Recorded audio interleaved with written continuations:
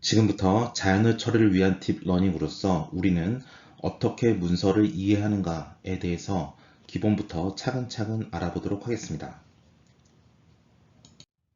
자연어 처리에는 많은 분야가 있습니다. 음성을 인식하는 분야도 있고요. 다양한 문서를 인식하는 방법도 있고요.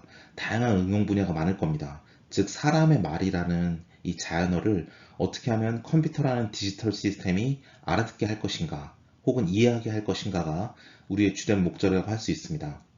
그 많은 응용 분야 중에서 우리가 생각할 때 가장 대표적인 응용 분야는 아마도 검색 엔진일 것입니다. 여러분 구글이나 네이버 같은 데에서 검색창에서 검색어를 입력합니다. 예를 들어서 고려대학교 이렇게 입력을 하면 이제 거기에 대한 관련된 문서들이 쭉 밑으로 나오겠죠. 검색 결과로서.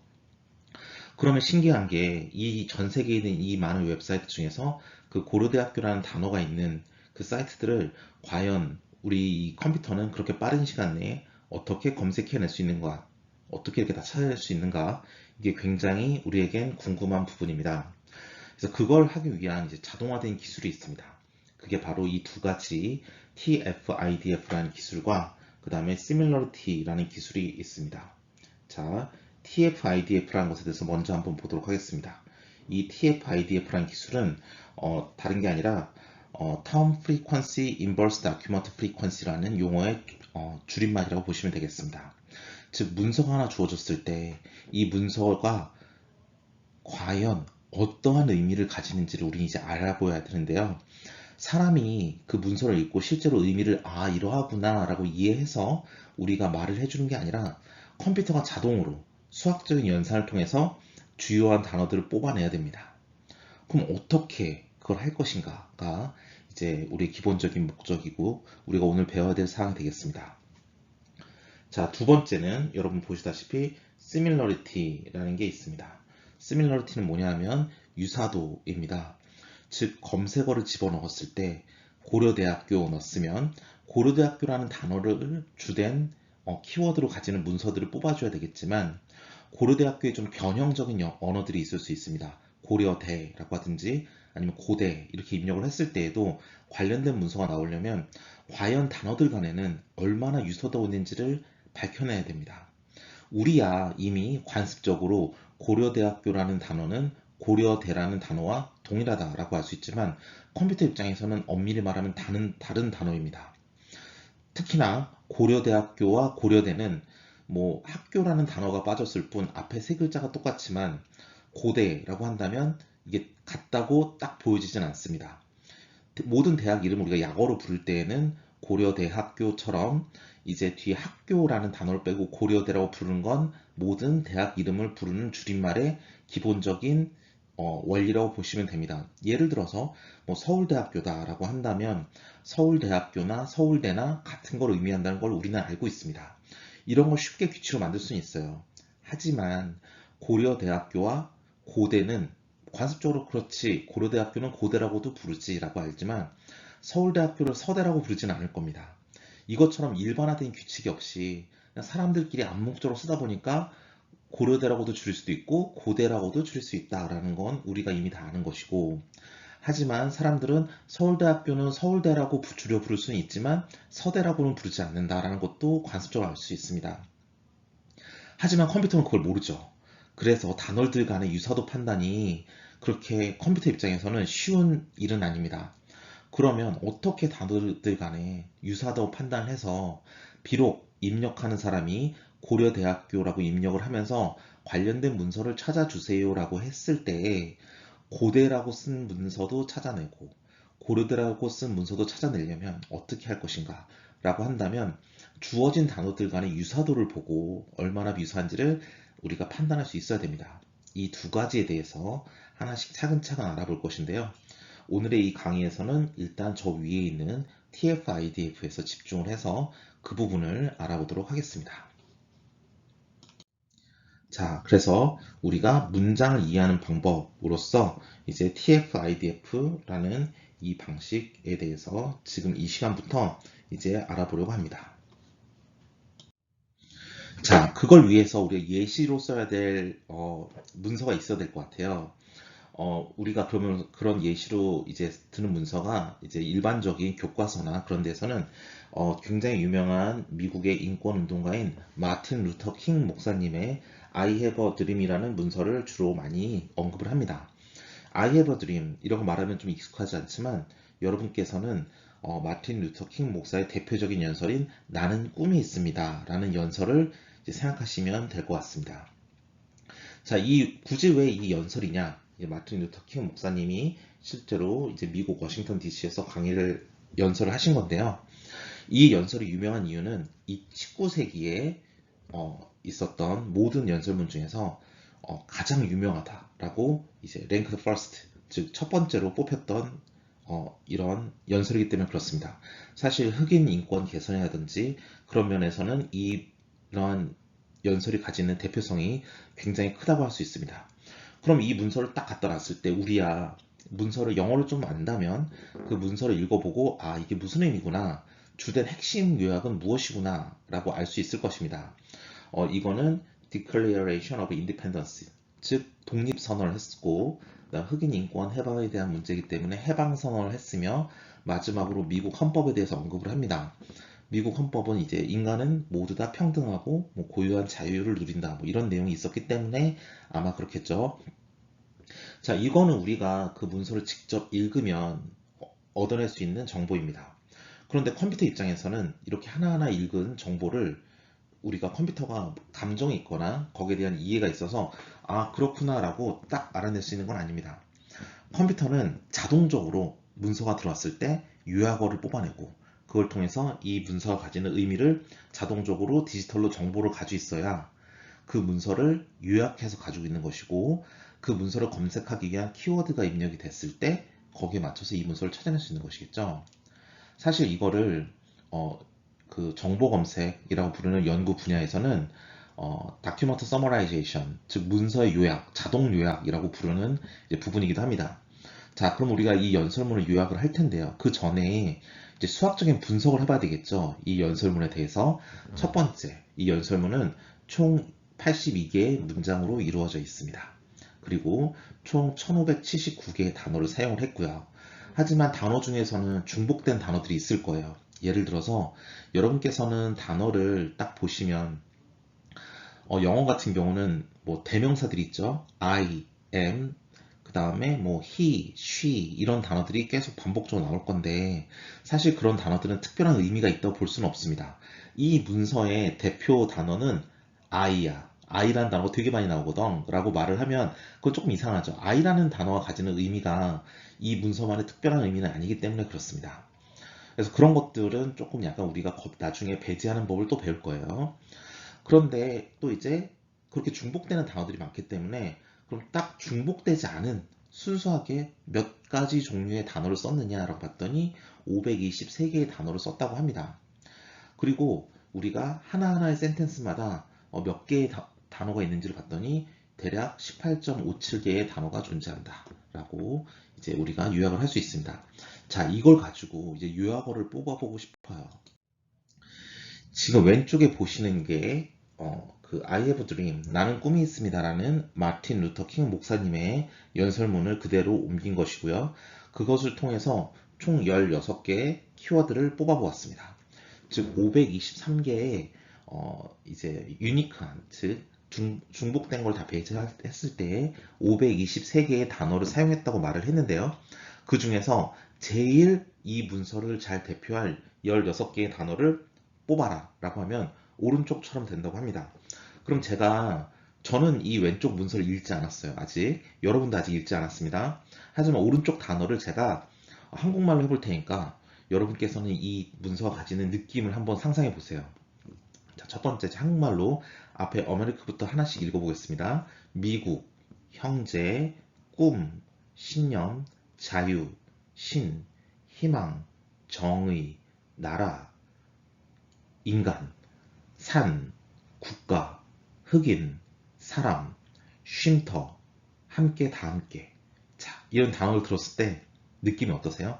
아, 미국에 우리의 모든 형제들은 꿈이 있고 신의 보호 아래서 뭐 신념도 있고 우리는 자유롭고 희망이 있고 정의로워야 되고 우리 인류 그 다음에 뭐 산이나 네이션, 민족 같은 거는 아마도 이게 약간 기독교 문화의 기본으로 한 게 미국 문화다 보니까 뭐 성경에 보면 뭐 어떤 산에 뭐 이런 얘기들이 나와서 그런가 봅니다. 그다음에 흑인이란 얘기가 나오니까 이 흑인의 자유와 신이 주신 흑인에게 준 자유 이런 것에 대한 것인가? 라는 느낌도 들죠. 그다음 사람들, 쉘터, 그러니까 쉼터기 때문에 쉘터는 이 우리가 안식을 취할 수 있는 곳이라고 우리가 해석이 될 수 있고요. 투게더는 모두 다 함께 공동체를 굉장히 강조하겠죠. 자, 이렇게 16개 단어 핵심어만 봤을 때 여러분 왼쪽에 있는 문서를 굳이 읽지 않더라도 이 문서가 흑인들의 해방과 자유와 또 그게 미국이란 나라에서의 또 그 신이 부여한 인간적인 인권에 대한 기본에 대한 뭐 그런 얘기일 것 같은데 뭐 아직 읽어보지 않았지만 이런 감이 오죠. 그건 뭐냐면 이렇게 요약으로 뽑아놓으면 그 문서에 대한 기본적인 우리가 의미를 대강이나 또 파악할 수 있습니다. 그래서 이런 다큐먼트 서머라이제이션 우리 그 요즘 막 글 길게 써 있으면 뭐 세 줄 요약해 주세요. 한 줄 요약해 주세요. 그랑 똑같은 겁니다. 이렇게 단어 16개만 딱 요약해서 우리한테 주면 대충 이게 무슨 말이겠거니 라고 알 수는 있습니다. 컴퓨터에서는 이렇게 16개의 단어를 뽑은 다음에 그것들 다 숫자로 가지고 있어야 돼서 일종의 숫자 하나로만 가지고 있다면 이 단어들 각각이 가지는 고유한 특성을 우리가 제대로 다 살릴 수 없기 때문에 벡터로 만들어야 여러 개의 숫자를 넣으면서 단어 하나하나마다 좀 많은 풍부한 표현을 해줄 수 있겠죠. 그래서 이렇게 16개의 단어를 벡터로 표현해 놓고 벡터들 간에 얼마나 비슷한지에 대한 유사도 판단을 함으로써 우리는 연관하는 단어를 찾아내요. 그거는 우리 다음 강의인 similarity, 유사도에서 보게 될 거지만 일단 여기서는 이렇게 단어를 뽑는 이유는 이 단어 16개를 뽑아야 이게 나중에 검색 엔진에서 키워드로 들어왔을 때 이 문서를 찾아줄 수 있는 근거가 된다는 거죠. 그럼 이걸 하기 위해서 우리는 뭘 쓰느냐? 이런 16개 단어를 뽑는 게 너무 좋을 것 같아요. 다 안 읽어도 되잖아요. 컴퓨터에게 왼쪽 문서를 주면 자동으로 저렇게 16개 단어만 딱 뽑아준다면 우리는 너무 편리하게 이걸 다시 벡터로 만들고 그 벡터로 된 새로운 검색어가 들어왔을 때 유사도 판단을 통해서 유사한 애들만 뽑아서 여기에 걸리면 이 문서를 도출해주면 되니까 너무 좋은 거죠. 그럼 어떻게 하면 자동적으로 저 16개의 단어를 뽑아낼 수 있지?가 우리의 오늘의 질문입니다. 그걸 하기 위해서 우리는 Term Frequency, Inverse Document Frequency라는 메소드를 사용합니다. 실제로 저 16개의 단어를 뽑는 건 이제 저러한 방법을 사용해서 뽑았어요. 이건 무엇이냐? 아주 간단합니다. Term Frequency, 즉 단어의 빈도예요. 이 문서에서 예를 들어서 드림이라는 단어가 반복적으로 계속 나온다. 그러면 당연히 이 문서를 대표하는 단어는 드림이겠죠. 그래서 아주 단순합니다. 이 문서에서 반복돼서 많이 나오면 그 단어가 이 문서를 대표하는 단어이다 입니다. 그럼 텀 프리퀀시 하나만으로도 충분하네요. 이 텀이 스몰 t고요. 그 다음에 다큐먼트, 현재 우리 보고 있는 문서가 이 스몰 d가 되겠습니다. 이걸로 충분할 것 같은데? 그쵸? 이 문서에서 굉장히 어떤 단어가 많이 나온다면 그 단어가 우리의 핵심 단어야. 아주 좋습니다. 그런데 여러분 보시면 여기 I 이런 단어 굉장히 많이 나올 것 같아요. 대명사죠? 특히 보시면 알겠지만 이런 in이라든지 아니면 of라든지 as라든지 어라든지 이런 단어는 전치사나 관사들은 의미는 없지만 문장을 구성하기 위해서 빈번하게 많이 써요. 그럼 이 to라는 단어도 엄청 많이 나오겠죠. 그쵸? to 엄청 많이 나오지 않습니까? 여기도 to 여기 또 나오고 이렇게 많이 나옵니다. 그러면 to라는 단어가 너무 많이 나오니까 여기도 to가 또 있네요. 굉장히 많이 나오니까 to라는 단어가 대표와 단어 아니냐라고 볼 수도 있어요. 하지만 우리는 다 알죠. 저거는 문장을 만들기 위해서 필요한 단어일 뿐 그 자체로는 의미가 없다. 라고 해서 걸러주고 싶어요. 그쵸? 우리는 여기에 I나, 어나, 언이나, 더나, M이나, is나, he나, she나 이런 단어는 걸러줘야 돼요. 걸러주는 방법은 여러 가지가 있습니다. 우리 나중에 신문 검색하는 데에서 보시면 이제 불용어라 그래서 쓰지 않는 단어를 검색해 줘서 없애는 방법도 있긴 해요. 하지만 고전적으로 이렇게 TF, IDF 방식을 쓰는 방식은 요런 단어들은 이 문서에서만 많이 쓰는 게 아니야. 이 단어는 우리가 이 데이터베이스 안에 문서가 100개가 있다면 100개의 모든 문서들은 다 이런 단어 많이 써. 왜냐하면 문장마다 원래 많이 쓰는 단어니까 많이 쓰는 거야 를 말하는 겁니다. 그걸 표현해주기 위해서 우리는 이 뒤에 있는 IDF가 있습니다. Inverse Document Frequency라고 해서 모든 문서가 만약 100개가 있다고 합시다. 근데 만약에 드림이라는 단어가 딱 하나의 문서에만 집중적으로 나와요. 다른 99개의 문서에선 나오지 않아요. 그럼 여러분 무슨 생각하시나요? 야, 드림은 이 문서만을 위한 단어네. 그렇죠? 그런데 그렇기 때문에 좀 더 대표성이 있어요. 아, 그래, 이 드림이라는 단어가 들어오면 무조건 이 문서야 라고 생각이 들죠. 그런데 만약에 이런 to라는 단어, to는 모든 문서에 무조건 나올 거예요. 야, 100개의 문서 있는데 to라는 단어가 100개의 문서에 모두 다 나왔어. 그럼 그 to라는 단어는 과연 이 문서를 검색하기 위한 이 문서만의 단어인가요? 아니죠. 이렇게 일반적으로 모든 문서에 다 쓰이면 그거는 키워드라고 말할 수가 없어요. 이 justice라는 단어가 모든 문서마다 다 쓰인다. 그러면 justice라는 검색어가 들어왔을 때 이 특정한 이 연설문을 찾아내는 키워드를 쓸 수는 없는 거잖아요. 그래서 만약에 그 텀이 우리 키워드가 모든 문서의 집합이라고 해서 대문자를 표현했습니다. 모든 문서의 집합에 얼마나 자주 나오는가? 100번 다 나왔느냐? 그러면 인버스니까 100분의 1로 나눠줍니다. 너의 중요성은 100분의 1로 감소되었다. 왜냐하면 너는 희소성이 없어. 이 문서만을 위한 단어라고 볼 수가 없어. 100개의 문서에 다 나왔잖아. 그러니까 넌 100분의 1로 가치를 낮춰줘요. 만약에 100개 중에서 오직 2개의 문서만에서 나왔다라고 한다면 그러면 2분의 1만 나눠줍니다. 만약에 이 문서에서만 나온 이 문서만을 위한 단어라면 1분의 1이니까 나눠주지 않아요. 이것처럼 얼마나 이 문서만을 위한 단어인가를 표현해주는 지표예요. 매우 간단하죠. 다시 한번 TF랑은 뭐다? 이 특정 문서에서 얼마나 많이 나왔느냐. 이 문서의 대표성을 주려면 당연히 자주 언급이 돼야 되니까. 그런데 그렇다고 할지라도 그 단어가 모든 문서에서 다 나오고 있다면 그 가치를 확 줄여주기 위한 공시라고 보시면 되겠습니다. 이렇게 한다면 특정 단어가 들어왔을 때 그 단어를 벡터화로 해서 우리가 얼마나 이 문서를 에서 중요한 단어인지를 우리가 뽑아낼 때 굉장히 자동적으로 할 수 있는 중요한 기준이 되겠죠. 근데 자동적으로 쫙 문서들을 처음부터 쭉 읽어가면서 단어들 다 뽑아냈어요. 그런 다음에 야, 단어를 다 뽑았더니 김중원이란 단어가 혹은 고려대라는 단어가 엄청나게 많이 나온다. 대표성이 있어. 이거 고려대학교에 대한 문서인 것 같아. 근데 내가 가진 모든 문서에 다 고려대라는 단어가 있다. 그러면 이건 대표성이 떨어지죠. 그거를 반영해준 시라고 보시면 되겠습니다. 이게 검색 엔진의 가장 중요한 알고리즘이고 아직도 쓰입니다. 그런데 이게 어디서 언급이 되냐면 교과서에서 Introduction to Modern Information Retrieval이라고 해서 현대 정보 검색이라는 교과서인데요. 무려 1983년도, 즉 지금부터 한 40년 전에 나온 교과서에 실려 있을 정도로 그때에도 이미 교과서에 나올 정도로 널리 알려진 알고리즘이었어요. 굉장히 간단하지만 그리고 간단하게 우리가 키워드들을 추출함과 동시에 그리고 성능도 엄청나게 좋은 그런 방법이라고 볼 수 있겠습니다. 이를 통하여 우리가 어떤 문서를 대표하는 단어들을 16개, 20개 우리의 정한 만큼 뽑아낼 수 있다라고 말씀드릴 수 있겠습니다.